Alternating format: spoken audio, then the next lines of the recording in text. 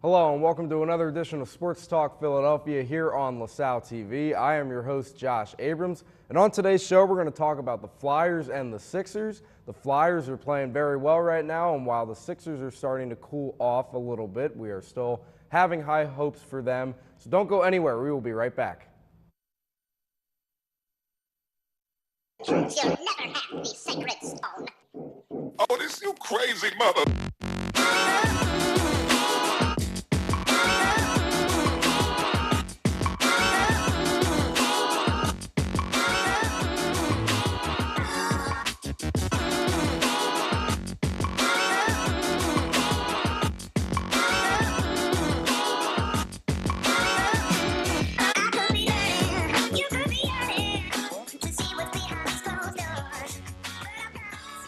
And welcome back from the intro. As usual, I have a great panel with me today. To my left is Kevin Cook, and down to the far left is Emily Desmond. Guys, thank you so much for joining me today. Let's get right into it. We're going to start off talking about the Flyers. The black and orange have been looking extremely good since the start of 2018. You can see the graphic on the screen there. We are just improving and improving. We have hovered in and out of first place the past week of the Metropolitan Division.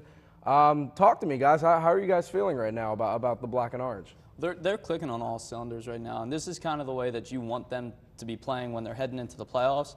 And we're a little bit early for that, but with that being said, they might be able to keep this up. But, I mean, all down the line, they're really playing well with Mrazek in net. He's been 3-0 since he got here. Couturier is playing well offensively. Giroux, Voracek, they're all clicking. So as those players go, this whole team goes. And it's interesting to see that they're playing so well even without Wayne Simmonds. With that being said, though, I mean, you don't want to mess anything up right now. Wayne can get his rest, and hopefully he'll provide a much-needed punch when he does come back. Yeah, and going off of that, like, you're going from a team who is getting booed off their own ice in December to a team that has almost 20 wins since the start of 2018. So obviously the chemistry is starting to get back together, and hopefully they'll just be able to continue that. Yeah, it's definitely interesting to think about. It's almost like a tale of two halves, I guess. December 2nd, we lost our 10th game in a row. Last year we had won 10 games in a row and didn't make the playoffs. This year we thought, hey, could we possibly make the playoffs after losing 10 in a row? It's really weird how, like, the momentum has shifted throughout the last year or so. As I mentioned earlier, we are hovering above, right around the first place mark of the Metropolitan Division. And while Washington has the first place spot right now, with a win tonight, we can move back up into first place in the Metropolitan and, what might be more important down the stretch, a second seed in the playoffs. Yeah, we're seesawing right now with Washington, and there's another team. Pittsburgh's right behind us in the Metro, so we're going to have to continue to play at this level in order to stay where we're at, because those teams are not slowing down. With that being said, like I alluded to earlier, this team has been playing well, and as you saw on the screen there, they have, 10 wins in February, and they're just playing well all around the board. Yeah, go ahead, Emma. Oh, okay. Yeah, so like even the new guys, like the younger guys too, they're all playing really well. I mean, we're going to get into Nolan Patrick later, but he's contributing a lot since the beginning of the year. So, like, the new guys just have to keep it up. And like Emily's saying, I mean, it's not just Patrick, the second overall pick that's helping us. Konechny, Provorov, even Ghost has returned to form that we were used to in the beginning. And some unlikely players have come up, like Lyon and Net, and they just brought up Lindblom now. So it's interesting to see how this older core that we're used to seeing play well, like Giroux, Voracek, and Simmonds, are meshing and playing well with Konechny, Patrick, and the rest of the guys. Yeah, obviously a lot of things are going really well for the Flyers right now, but kind of alluding back to what you said, Kevin, about Wayne Simmonds being hurt. On our last show, we talked about how he was going to be out for the next 2 to 3 weeks or so with, I guess it was a lower body injury or something like that. The Flyers picked up Johnny Oduya, and you have to figure down the stretch that this will definitely help us. You don't necessarily, I don't see him like replacing Simmons' stats in terms of goals and assists and whatnot, but this is definitely something to keep an eye on because we need as much depth as possible. The injury bug hasn't been our friend, this year. So how do you guys feel about the Oduya signing and then any other potential signings that we can make? Like you said, I mean, he's a decent player, and adding any type of depth to your lineup is a good thing. And with that being said, he's also a veteran leader. He's been there. He's played for a while now. He was with the Devils most recently, I believe, or he was with them for a long time. So he's a player that has had success and has been around winning organizations. So it's definitely a good move from Holmgren and Hextall. Yeah, I definitely don't think he's going to be putting up the same numbers he was when he was 20, but he has playoff experience, he has Stanley Cup experience, and I think the Flyers need that right now, especially with their young team. Yeah, and you look at the narrative of the Flyers the past couple of years. Hextall is in his second year now, and there have been multiple talks before, like even at the beginning of the season when we were on that 0-5-5 skid, to fire Hextall, to get rid of Dave Hextall. But now we're potentially looking at the coach of the year because of how well the Flyers have been playing since Christmas. Talk about what do you guys think Dave Hextall has done differently, since we got out of that 10-game skid? I think he was making small changes. He's not a person who's going to just make really rash decisions, especially with the lineup. So I think he made little small changes, and the team started to pick up their own chemistry, and I think that helped a lot. One of the moves that they talked about, like Emily was talking, making small moves within the lines. They moved Giroux in the beginning of the year. That could have been a reason why they were playing poorly. It was a little bit, you had to get to know who was on your line. And now Giroux is playing at the top of his game for the first time in a little while as a winger. Couturier stepped in, and he's playing great at the center position on that top line, and I believe that's the same line Konechny's playing well on for. So just those small line changes that Hextall made in the beginning of the year are starting to pay dividends now, and it's nice to see because, like you said, he was somebody that was considered to be on the hot seat even leading into the season, not just after the 0-5-5 skid that he had. Yeah, and I guess that's the whole beauty about the NHL is that you can make it in as an 8th seed and essentially run the table. We've seen it happen plenty of times over the past couple of years, especially in the 2010 decade. But going back to what we were talking about earlier about getting contributions from the young guys, obviously having the veteran presence is a huge help, and having people like Giroux, Simmons, Voracek, having them lead the way on offense is amazing, and it's nice to see it consistently every year, especially from a player like Claude Giroux. But let's talk about Nolan Patrick, guys. He's the second overall draft pick from this past year, and he had a nice little goal streak and point streak going. What do you guys think has been sparking that in these last couple of months? Well, I think he's finally starting to get his, he had his feet wet before, and then when he came back, he got a little nicked up. When he came back from that, he was ready to step back into the rink, and he finally was able to step it up, and he needed to get that experience in the NHL before he could start playing better, because, I mean, this is the highest level of competition in the world in this sport. So whatever he was playing in before, it's not going to be the same level when you immediately come in. So I think that there was a little bit of a learning curve for him, but now he's picked it up. And going off of that, it's just a maturity thing. I mean, he's 19 years old, and he's playing against people who have been in the league for years. So I think he just needed more practice and needs to keep with it. Yeah, it's nice to see everyone contribute. Whether if it's on the stat sheet or not on the stat sheet, sometimes those little contributions make the biggest difference. But lastly, let's talk about it's something that always gets to me with the Flyers. It's the goaltending situation, and that's where the injury bug has kind of taken place. because not only did we lose Brian Elliott, who was set to be our starting goalie for at least 60-some games or so for the year, but now we had to deal with Neuwirth going down, and now we get to see Peter Mrazek, and in 3 games so far, he's a perfect 3-0, and he recorded his first shutout against the Canadiens. Just a truly remarkable goaltender. Some very flashy saves in that game against Montreal. How do you guys feel about Mrazek going down the stretch? Well, he definitely showed some leather the other night against the Canadiens, and it was really nice to see. I mean, we've struggled with the goaltending position here since, for a while, probably since we lost Hextall. We haven't really had a consistent, reliable, #1 goalie. But with that being said, we brought in Mrazek. He was good out in Detroit, and I think that this is a good second chance for him because the team around him in Detroit deteriorated. So I don't necessarily blame him for that team playing poorly. But with that being said, it'll be interesting to see how he goes down the stretch. I am excited to see, because as we have been talking about, this team's just been on fire lately, and I think that that's going to continue throughout the month of March. Yeah, and against Carolina, he's 6-1, so hopefully he'll play well tonight and get us back into first place. Yeah, and we're definitely looking forward to that. Looking at the standings going down the line, as I've said before, we're hovering above first place. If we can finish in first place, we will be the 2nd seed in the league. Real quick, touch on that. Where do you guys think we can finish? How high do you think we can finish in the standings?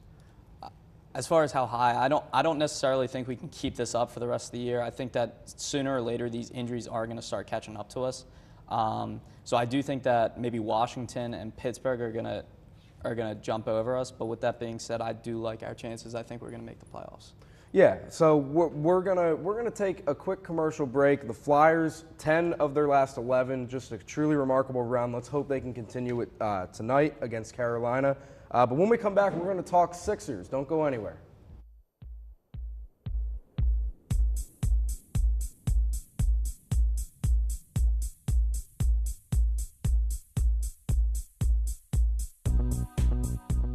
Hi, this is Eddie Dunn, host of LaSalle's favorite TV game show, Q&A. I'm here today to tell you to watch LaSalle TV. Though if you're seeing this commercial, that means you're already watching LaSalle TV. So I guess keep it up. You're doing an awesome job. I hope you like what you're seeing. Good job.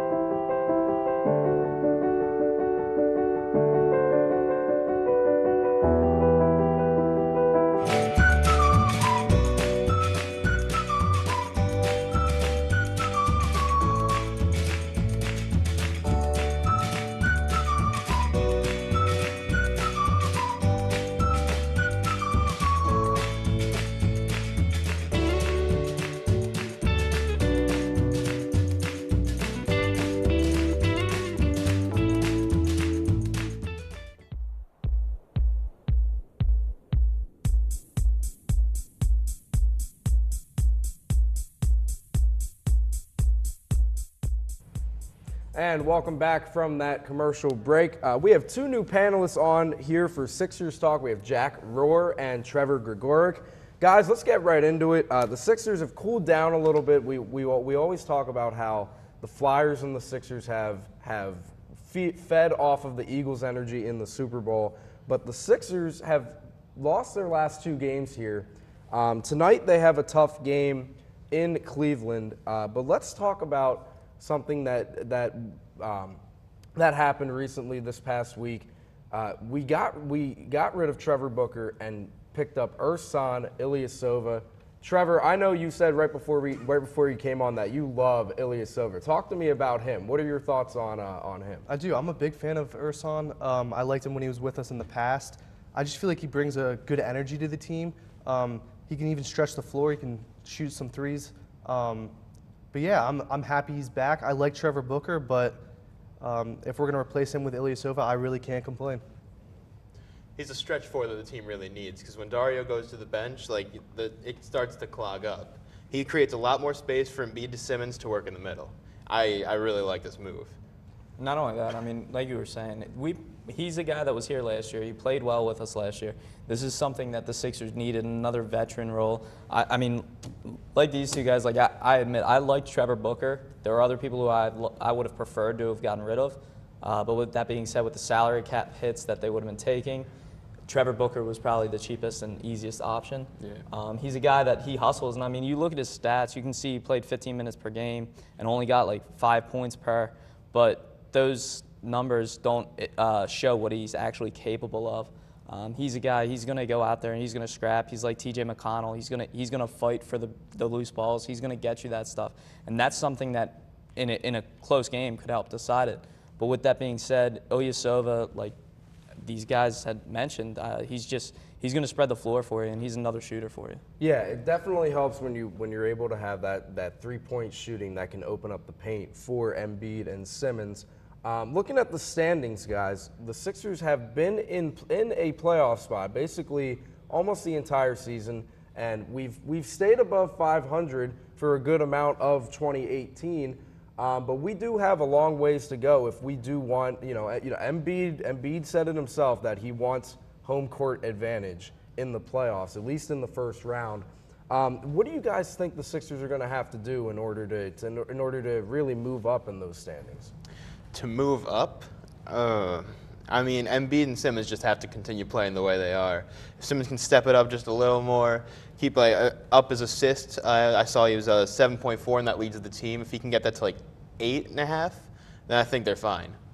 Yeah, with the hot start that we had after the Eagles won the Super Bowl, as you said, we're cooling off now. But I think from the beginning of the season, we were talking about how the Sixers need to keep growing.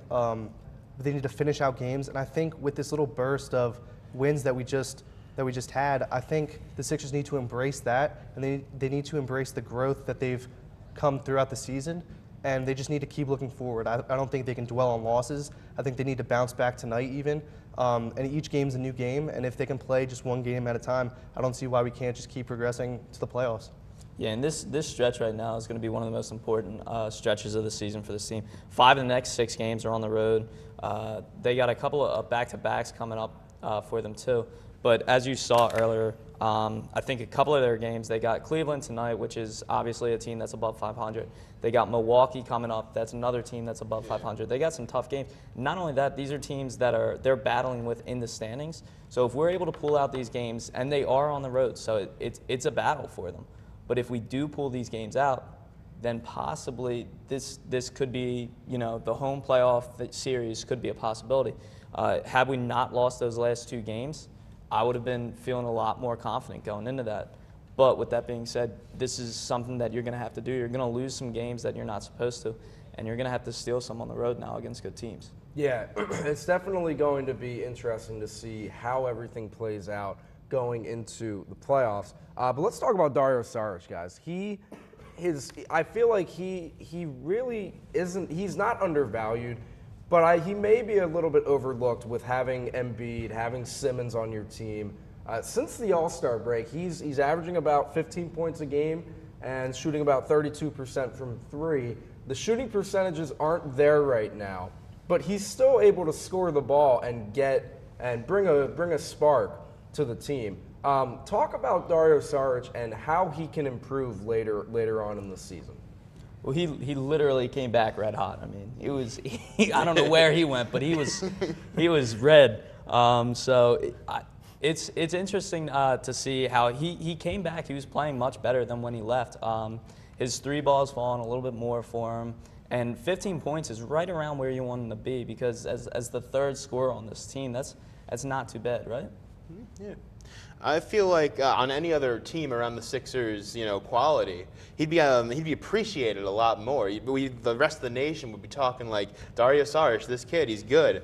I mean, Yeah, obviously the shooting percentages, he has to bring those up, and once he does that, I think he'll get a lot more noticed. Yeah, I think earlier in the season, I couldn't tell if it was lack of confidence or he didn't really know his position on the court, but he kind of seemed to be kind of overlooked even on the court. But now he's playing super well. He's taking his shots. He looks more confident. So if he can keep playing this way, it just opens up the court even more for the rest of the team. Yeah, me personally, I would like to see Dario be a little bit more stronger at the rim. It seems to me that he goes up soft. He doesn't want to throw down a dunk or anything. I think he may be afraid, maybe a little bit afraid to take the contact. Let's talk about the Sixers going forward. They're going to need to figure out what they're going to do with Richaun Holmes and Amir Johnson. We talked about how Trevor Booker, how good of an offensive rebounder he was, how hardworking he was when he played for us. And with these two backing up Embiid, it's really up to Brett Brown to decide who gets more minutes. Some people think that Richaun Holmes should be getting more playing time and Amir Johnson should be the third string center. I personally feel that Richaun Holmes should at least get more playing time than he already does. What do you guys think about the whole Holmes versus Johnson scenario? I like Richaun Holmes. I think he should be getting more playing time, like you just said. Amir Johnson's not bad, but I think Richaun Holmes brings physicality to the team. He's a spark plug. He's been playing really well, so I would give him more minutes, personally. No, I disagree. I disagree. I agree with what you're saying. Richaun Holmes, definitely. But Amir Johnson is not good. He is complete garbage.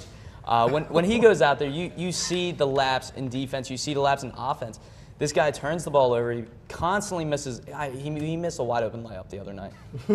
Come on. That's fair enough. I agree. Don't get me wrong. Richaun Holmes is definitely the guy that they should be playing, but Amir Johnson is one of those people that I was saying I would have rather have seen go than Trevor Booker because of the fact that Trevor Booker at least adds a spark plug off your bench. Amir Johnson doesn't do that. He doesn't make he doesn't make plays like a big slam dunk, or he doesn't fight for a steal or nothing like that. He's decent, but he is not the backup, good backup for this team. Go ahead, Jack. I mean, I was just going to say, Amir Johnson should just get pushed out of the rotation. Give Richaun more minutes. Now that you have Ersan, give Ersan the minutes. And I think that's going to end up happening with, you saw it the other night. Amir Johnson, Holmes had the majority of the backup minutes. Yeah. I don't even know if Amir Johnson got in, though. I think their averages are around the same because Amir got a lot more minutes in the beginning of the season. Yeah. Now, something that really concerned me the other night was that game against the Heat, where it was back and forth basically in the fourth quarter, and Dwayne Wade, being the veteran that he was, basically took over and shut us down and put us all to sleep. But J.J. Redick missing that wide open three to win the game, how concerning is that to you guys? That, a man that we're paying $23 million for, who's one of the best three-point shooters and foul shooters in the league, 17 points a game, second on the team. That's just pretty concerning to me. You're going to miss shots. Obviously you want that one to be the one that falls. That one would have given you the W. But with that being said, he's having a great season. I think he's putting up career stats in a number of different categories, and he's still shooting 39% from three. So you're going to miss. No one's perfect in this league. Obviously, like I said, that's the one you want to fall, but you can't blame them. Yeah, you're gonna miss, like you said.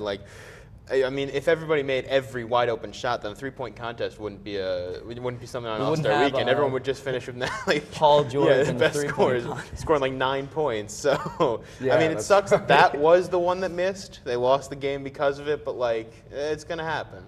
Yeah, I agree. He's getting paid all that money, and he deserves it. No, he does. He's playing well. Yeah. I think he's very important to the team. But like you guys said, he's gonna miss a shot every once in a while. It hurts in the moment, but we'll bounce back. I'm confident. Concerning, as Big Sean has said, we will bounce back.